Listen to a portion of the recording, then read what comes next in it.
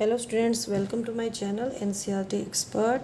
आज हम कर रहे हैं क्लास 8 साइंस का चैप्टर 4 है materials, metals and non metals.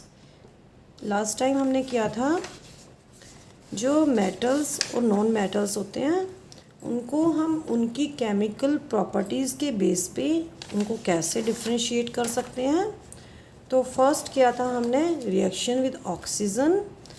Metals oxygen के साथ रिएक्शन करके मेटल ऑक्साइड्स बनाती हैं और मेटल ऑक्साइड्स क्या होते हैं, बेसिक होते हैं।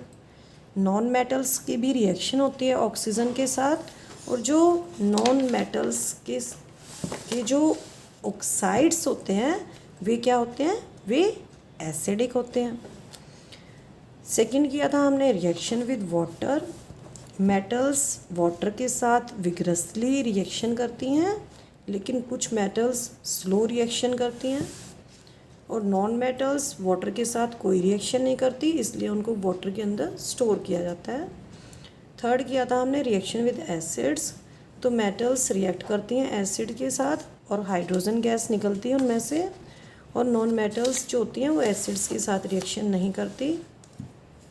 फोर्थ किया था हमने मेटल्स बेसिस के साथ रिएक्शन करती हैं और उनमें से हाइड्रोजन गैस निकलती है, लेकिन जो नॉन मेटल्स होती हैं जो उनकी रिएक्शंस होती हैं बेस के साथ वे बहुत ही कॉम्प्लेक्स होती हैं। आज हमारा नया टॉपिक है displacement reactions. Recall the activity of the reaction between copper sulphate and iron that you have performed in class 7th। आपने क्लास 7th में एक रिएक्शन की थी कॉपर सल्फेट और आयरन की। कॉपर सल्फेट सॉल्यूशन के अंदर हम आयरन नेल्स डालते हैं।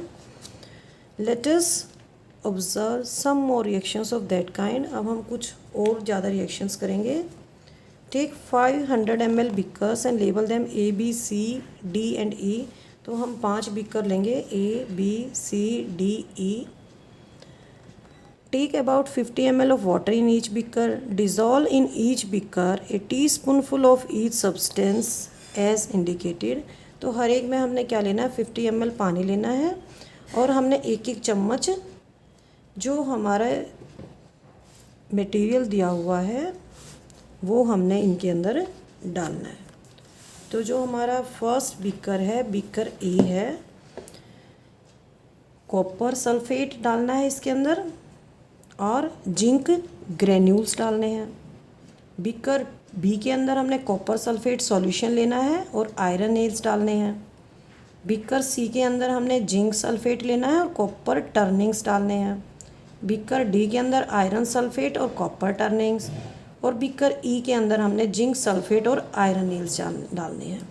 तो ये यहाँ पे रिएक्शन से पहले की सिचुएशन है, और ये जो बी है ये क्या शो करता है, रिएक्शन के बाद की सिचुएशन है। यहाँ पे डिस्प्लेसमेंट रिएक्शन हो चुकी है।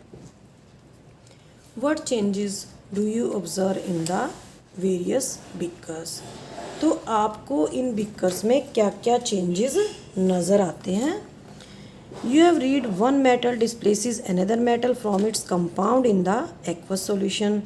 हम जानते हैं कि एक मेटल दूसरी मेटल को डिस्प्लेस करती है इसके from its compound in the aqueous solution, दूसरे कंपाउंड से उसको अलग कर देती है, डिस्प्लेस कर देती है। इन बीकर ए, तो बीकर ए के अंदर हमारा क्या, कॉपर सल्फेट सॉल्यूशन है, और इसके अंदर हमने क्या डाला है, जिंक ग्रेन्यूल्स डाले हैं।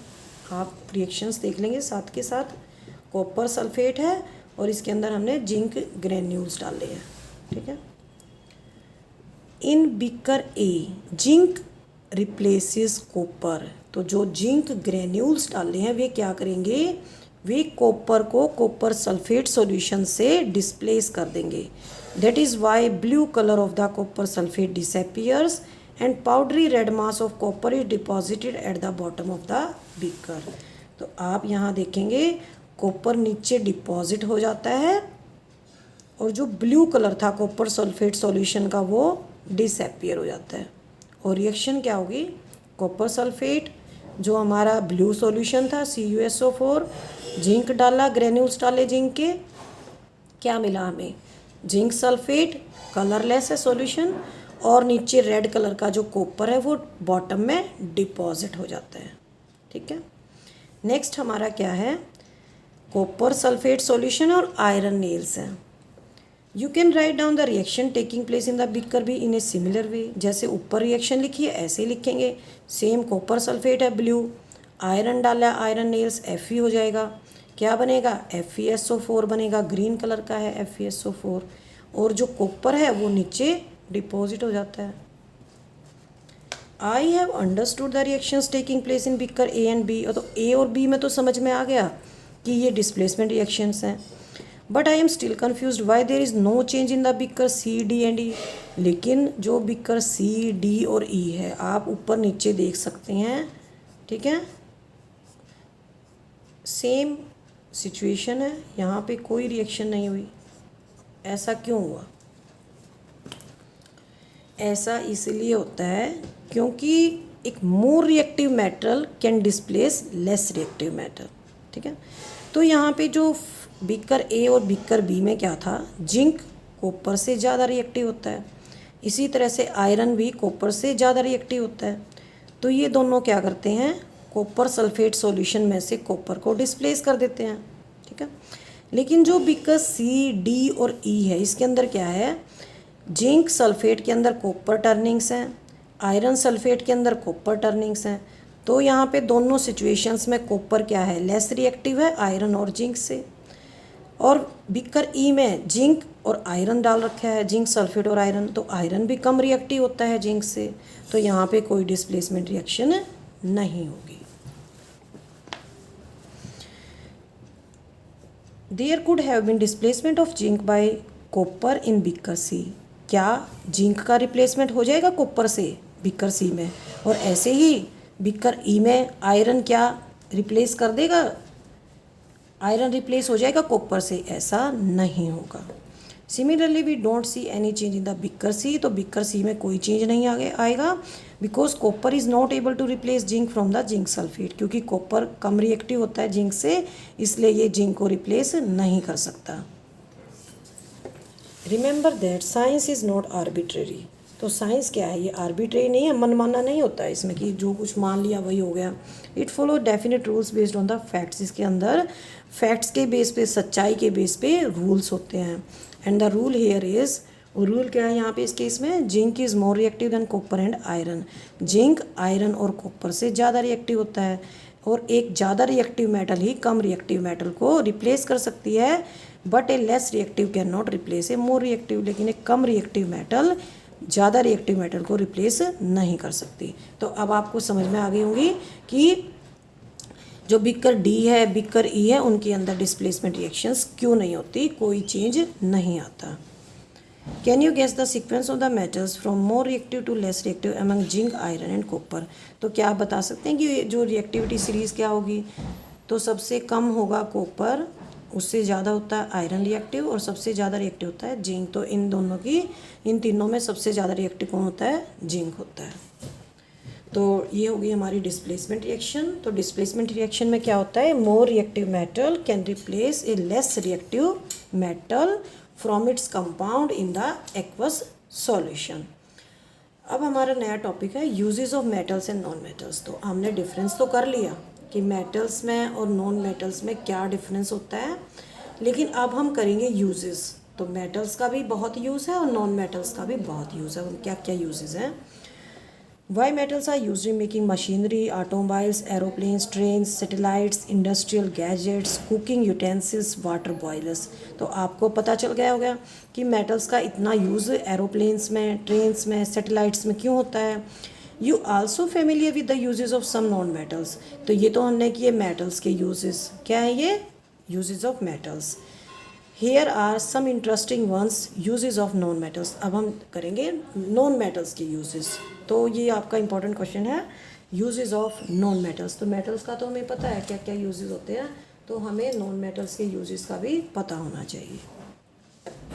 First, non metal is essential for our life which all living beings inhale during breathing. तो ब्रीदिंग में हम कौन सी नॉन मेटल यूज़ करते हैं, और बहुत ही ज़रूरी होती है oxygen. Non metal use in fertiliser to enhance the growth of the plants. तो फर्टिलाइज़र्स के अंदर कौन सी ऐसी नॉन मेटल होती है जो प्लांट्स की ग्रोथ के लिए बहुत ही ज़रूरी होती है? नाइट्रोजन होती है और फॉस्फोरस होता है। Non metal use in water purification process, water को प्यूरिफाई करते हैं तो उसमें नॉन मेटल यूज़ होती है chlorine. Non metal use in purple coloured solution which is applied on wounds as an antiseptic, जब कोई चोट लग जाती है तो पर्पल कलर का जामुनी रंग का एक लिक्विड लगाते हैं तो उसके अंदर भी नॉन मेटल होती है iodine. Non metals use in crackers, जब आप आतिशबाजी छुटाते हैं दिवाली पर होली पर तो उसके अंदर पता है आपको नॉन मेटल्स यूज़ होते हैं, उनके अंदर सल्फर और फॉस्फोरस यूज़ होता है। You may add some more uses of metals and non metals from your experiences. I heard that magnesium is found in plants, in what form is it found in them. Plants के अंदर magnesium होता है, आप जानते हैं किस में होता है, क्लोरोफिल में होता है। Doctor reported iron deficiency in my body, where is iron in my body. Doctor कहता है कि जैसे मैं डॉक्टर के पास जाती हूँ तो डॉक्टर कहता है कि आपके अंदर तो भाई आयरन की कमी है बहुत ज़्यादा, तो जो आयरन वो कहाँ होता है, वो रेड ब्लड सेल्स में होता है और मसल सेल्स में होता है।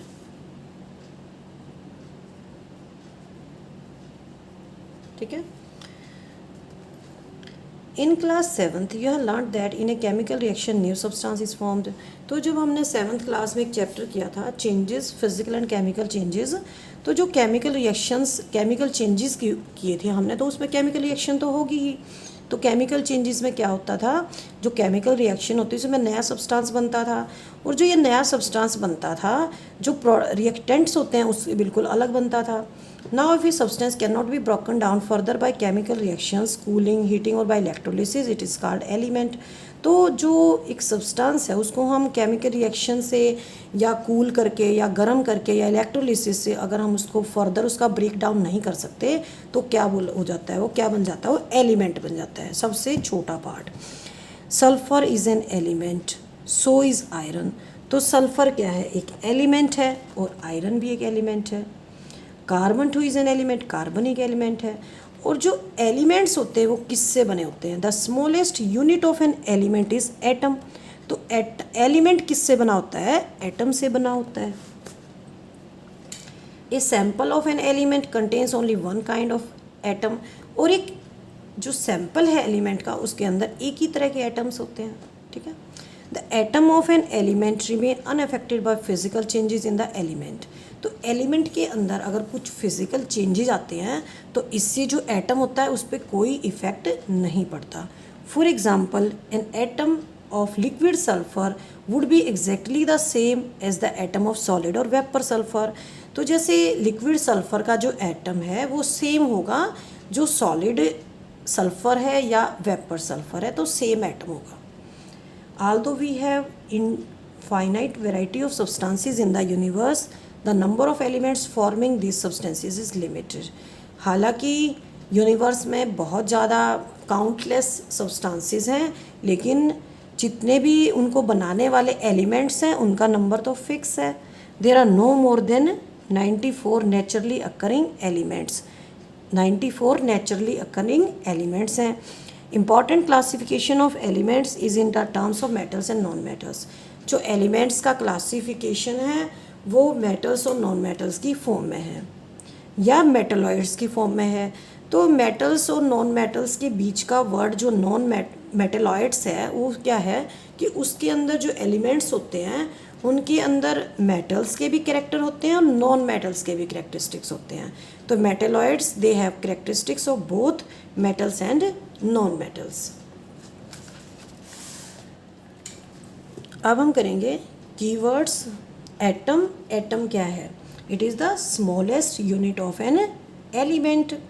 कंडक्टर, कंडक्टर क्या है, metals are conductors of, good conductors of heat and electricity, जिसमें से इलेक्ट्रिसिटी पास हो जाती है उनको कंडक्टर बोलते हैं। और इनके अपोजिट वर्ड होता है इंसुलेटर, जिसमें से हीट या इलेक्ट्रिसिटी पास नहीं होती। डिस्प्लेसमेंट रिएक्शन मैंने अभी डिटेल में कराया है आपको। डक्टिलिटी, वायर्स बनते हैं। एलिमेंट्स, जो जितने भी सब्सटेंसेस हमारे यूनिवर्स में सारे के सारे एलिमेंट्स से ही बने होते हैं।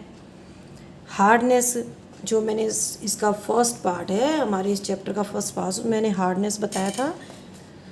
मेलिएबिलिटी, शीट्स में कन्वर्ट कर देते हैं मेटल्स को। और मेटल्स जो हार्ड होती हैं, मेलिएबल हैं, डक्टाइल हैं, लस्टर होती है जिसके अंदर, ठीक है। वे जो जितने भी मटेरियल्स होते हैं सारे मेटल्स में आते हैं। मेटलॉइड्स जो मेटल्स और नॉन मेटल्स के बीच के जो एलिमेंट्स होते हैं जिनके अंदर दोनों की कैरेक्टरिस्टिक होती हैं उनको नॉन मेटलॉइड्स बोलते हैं। नॉन मेटल्स क्या हैं, डल होती हैं, सॉफ्ट होती हैं, सोनोरस नहीं होती बिल्कुल भी, वे ना डक्टिलिटी होती है ना मेलिएबिलिटी होती है उनके अंदर। सोनोरस क्या है, जब हम किसी मेटल को पीटते हैं तो उसमें से रिंगिंग साउंड निकलती है, तो मेटल्स को सोनोरस कहा जाता है। What you learned, this is the summary of the chapter. अगर आप चैप्टर रीड करें तो इस आपको ये जो येलो बॉक्स के अंदर जो समरी दी हुई है इसको बिल्कुल भी ना छोड़ें, क्योंकि इसमें बहुत ही मतलब चैप्टर का मेन आ जाता है और इसमें से क्वेश्चंस आ जाते हैं आपके। Metals are lustrous, metal lustrous होती हैं, नॉन मेटल्स नहीं होती। मेटल्स मैलिएबल होती हैं, डक्टाइल होती हैं, नॉन मेटल्स में से ऐसा नहीं होता। मेटल्स गुड कंडक्टर होती हैं हीट और इलेक्ट्रिसिटी की, नॉन मेटल्स तो पुअर होती हैं। जब बर्न करते हैं मेटल्स को ऑक्सीजन से रिएक्शन होती है तो मेटल ऑक्साइड्स बनते हैं, बेसिक होते हैं। और जो नॉन मेटल्स हैं वे ऑक्सीजन के साथ रिएक्शन करके ऑक्साइड्स बनाती हैं, लेकिन वे एसिडिक होते हैं।